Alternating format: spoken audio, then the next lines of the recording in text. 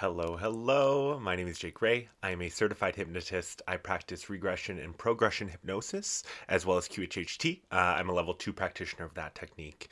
And you can definitely check out my website linked down below if you want to know more about my practice. If you want to get in contact with me, I do free consultations and I do offer remote hypnosis. So feel free to check that out if you are interested.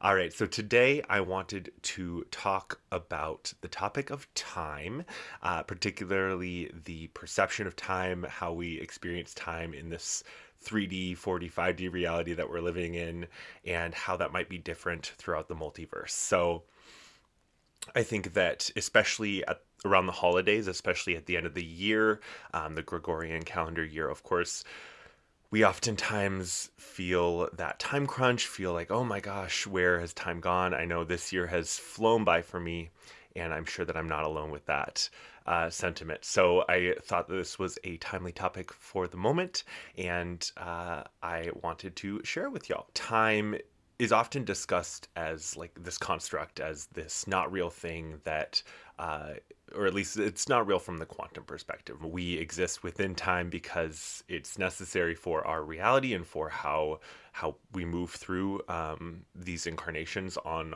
planet Earth. But I have found that time does exist and is perceived and is experienced differently in different dimensions. So if you saw my previous video around mermaids and past lives, you'll know that I had a very interesting session that explored the multiverse and gave us some really interesting glimpses into the other dimensions and worlds and existences out there.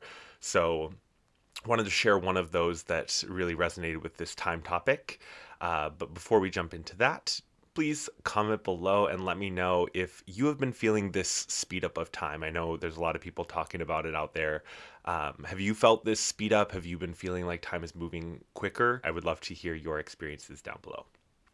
Okay, so if you'll remember from my mermaid video, Dylan was my client who was shown a lot of different scenes, and this is different dimensions, different worlds. But today, a little bit of a different experience, and I think it really speaks to this element of time. So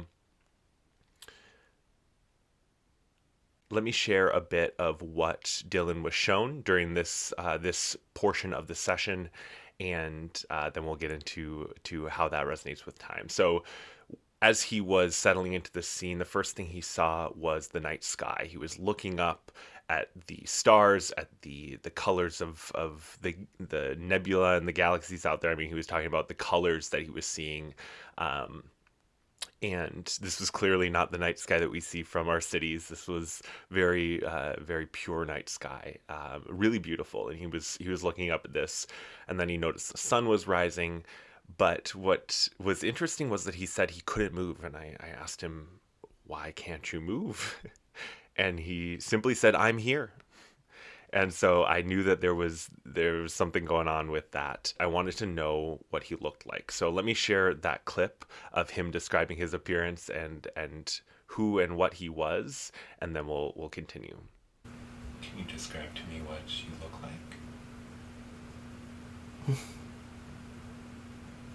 A rock with I have eyes, but I can't move. Okay. Looks like an elephant's eyes. So you're fairly large then. Is there anyone else around you? They look like me. Okay. So you have community, or you have others there of your own kind? Yeah. They don't move. How do you normally spend your days? Just looking. And what do you think about that? How does that make you feel? It's like the other place. Okay, so as you heard, he's a rock. And he said that he did have eyes, which I thought was interesting.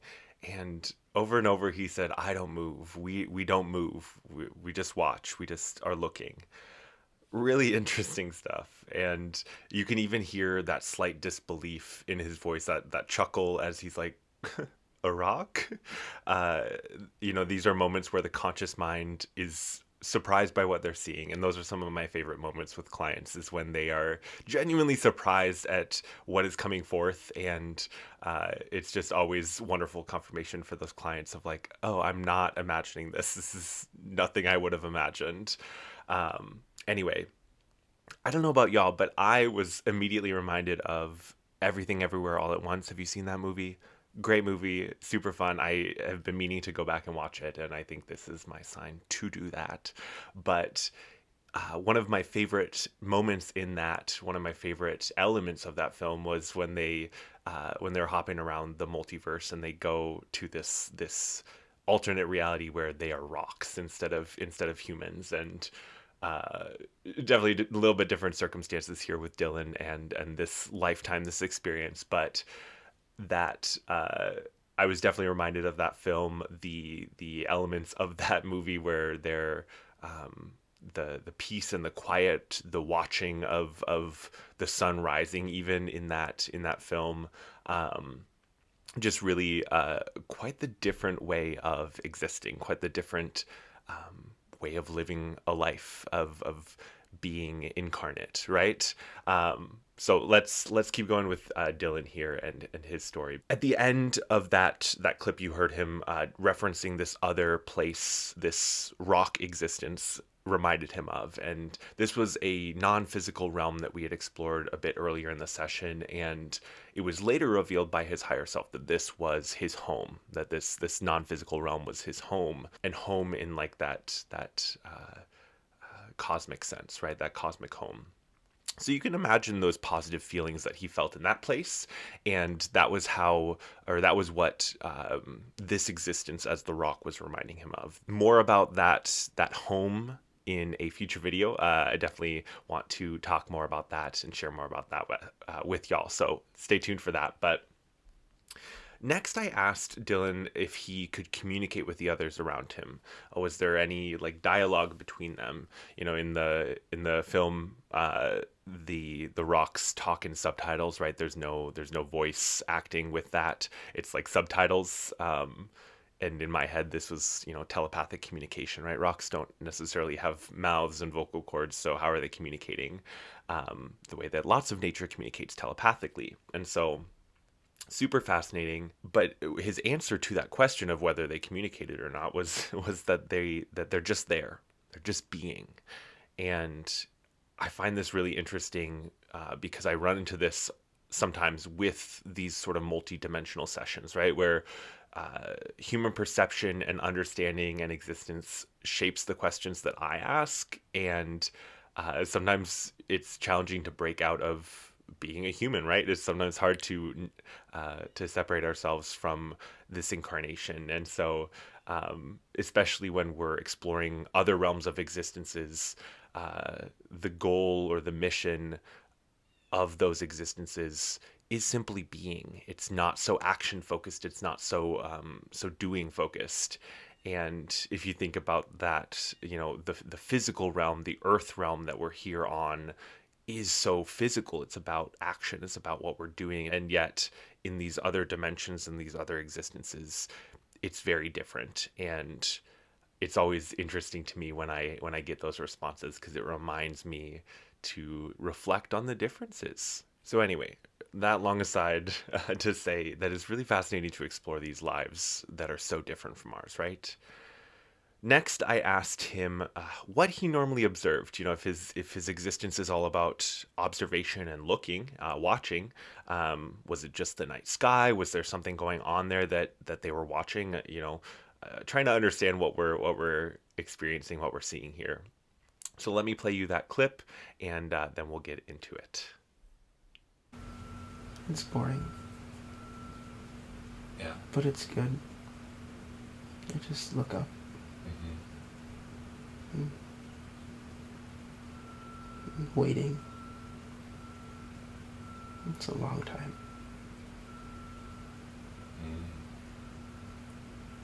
You were there for a long time? A very long time.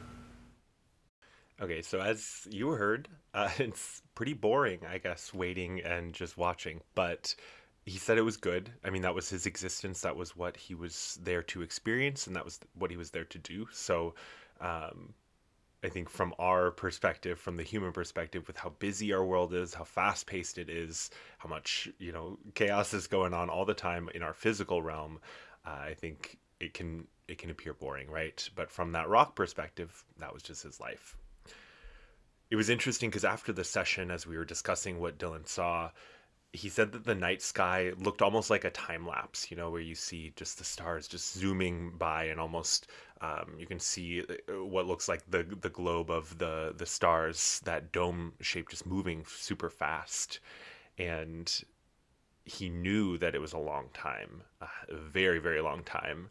And ultimately, that brings me to my point for today. So I hear from people all the time. Those are both people who are awake and aware of what's going on in the world and the greater cosmos, and those who are still plugged into the matrix, as it were. And from both people, no matter where they are on the spectrum, I hear that time is flying. I think most people are talking about this phenomenon or experiencing this phenomenon. And I think that it's interesting to think about the ways that we are collectively experiencing time and the ways that it does seem to be going faster and to be picking up speed. And I think that this can often lead to a feeling of anxiety or pressure to do a lot, to get a lot done. We have our tasks, our checklists, our responsibilities. And I think there can be this pressure to not waste our time and to live life the way that we want to, as well as doing all of the things. And I think that a lot of our societal norms around busyness and relationships and what we should do, and the ways that we've constructed our reality are just so complicated, and there's lots to get done.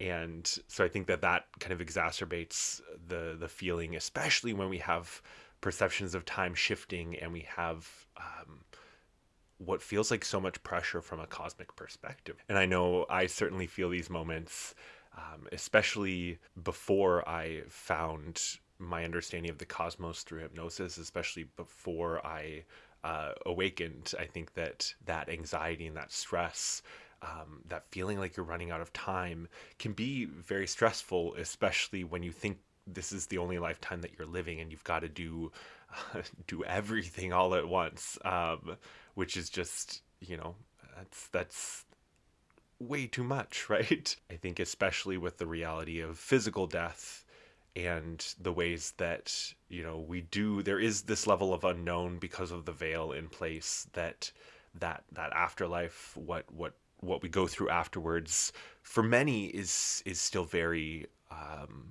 shadowy and unknown, and can be frightening.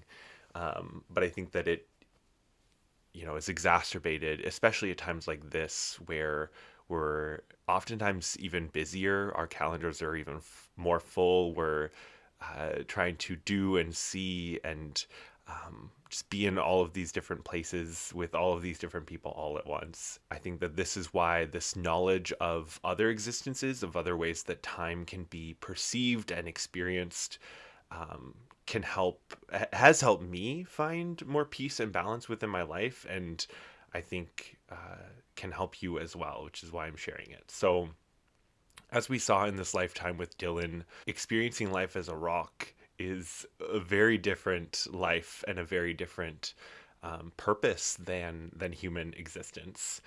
And I've even heard of folks who have had past lives as stars. And if you watch documentaries like I do on space stuff, you'll know that stars live a really long time, like billions of years. And uh, I just think that when we can step back and see the vast array of experiences that are open to us in the cosmos, and especially to look at these lifetimes where you as a soul live for a really long time. I mean, Dylan said it was a long time I was there. I was waiting and watching for a long time, and it was the same with this individual who had a star lifetime. Right? They were a star for a very long time because that lifespan is longer than our human years.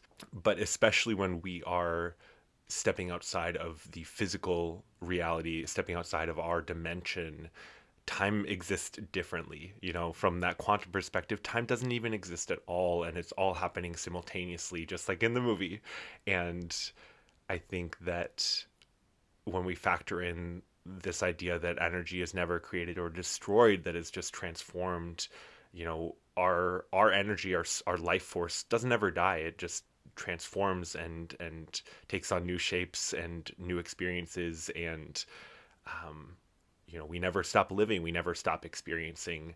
And I think that this understanding all of these different pieces really can give us more of a sense of peace, and a sense that although from our human perspective it might feel like such a brief amount of time, and really when we look at a star living billions of years, it is a brief amount of time.